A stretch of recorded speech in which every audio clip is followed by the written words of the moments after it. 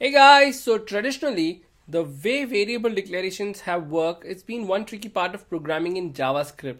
In most C-based languages, variables or bindings are created at the spot where the declaration occurs. In JavaScript, however, it is not the case, where your variables are actually created depending on where you declare them. And ES6 offers options to make controlling scope easier.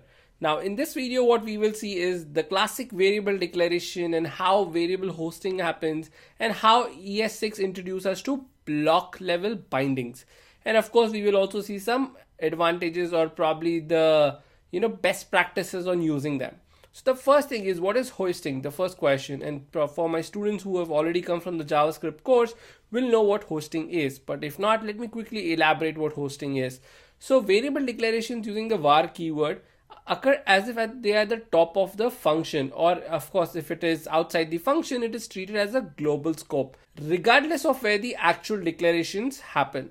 Now let's quickly see a demonstration on how hosting works. So I've created a small function which is called getValue. It takes in a condition. Depending on the condition, it creates a variable my value, assigns it, returns it, and of course you get the null. And when I call the function, I should be getting a return. So when I pass it a true, it should return a value of true. Let's quickly do that. Let's say I'm doing false. In this scenario, it should give me a false, which is a null.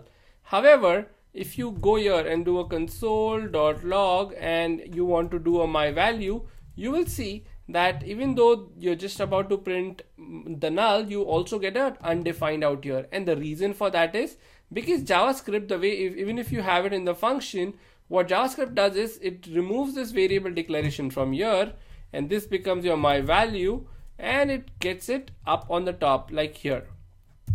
So that's how your declarations happen, and your actual initialization will happen inside the block wherever you have. And that is the reason your my value, which is the variable that you have, is also available in here. It often takes new JavaScript developers some time on grasping how hosting works, and probably misunderstanding is very easy. So this is also the reason why we introduce a lot of bugs when we code, especially for JavaScript developers. And for this reason, the ES6 or ECMAScript 6 introduced a block level binding option, which helps us control the variable's lifecycle little more and more predictably. So the first thing is, what is block level declaration? So blocks are nothing but a function or probably a block of code which is in the curly braces. Now, they are also called lexical scope in some contexts. Block scoping is how C-based languages work, and the introduction to block level declaration in ES6 is intended to bring the same functionality, same flexibility and uniformity in your JavaScript code. So let's see the first one, and the first one is nothing but a let, L-E-T. Now the let syntax declaration is the same as what the variable declaration, which is var declaration, is.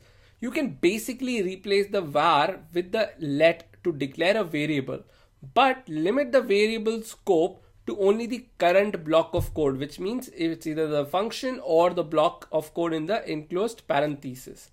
Now there are very subtle differences which we will talk about in a bit. Since let declarations are not hosted to the top of the function or probably the block of code, you may want to declare your let variables or probably the parameters at the top of your block so that you know that you have done the declarations and you can use that let variable. Let's quickly see an example. So in the same example that we had previously, if I give a let in here, let's remove this and move it inside, and let's say let out here. Now as you can see, let's clear this.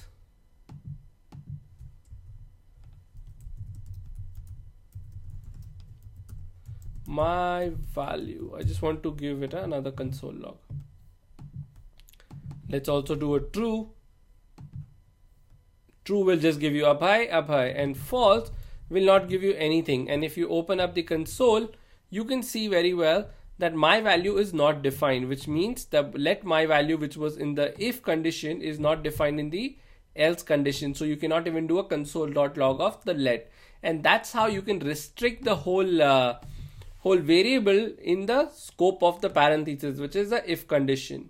That was easy, isn't it? Now let me show you a good example out here. Let's say I have a variable which is count is equals to 30 or a 40, And in that scenario, if I try to reassign or redeclare the variable with a let keyword, let's say count is equals to 10, I should be getting an exception or an error. Let's say in this scenario already been declared. You see that identifier count has been already declared.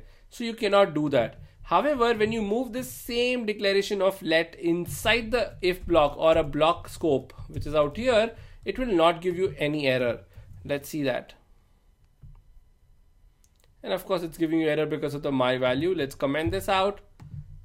Once that is done, you will not get any error or an exception. The reason that is happening is you can see that this let initialization or declaration that you have for the variable, which is in this block. So the let count is in this block and the variable count is outside the block. So you can definitely do a redeclaration as long as you have it in a child block component or a child binding that you can have.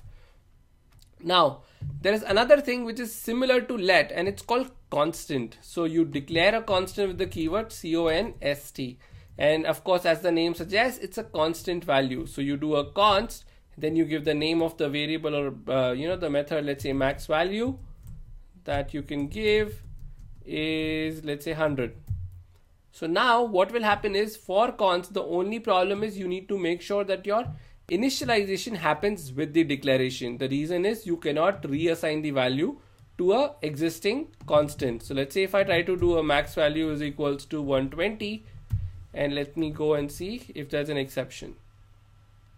Const is not defined.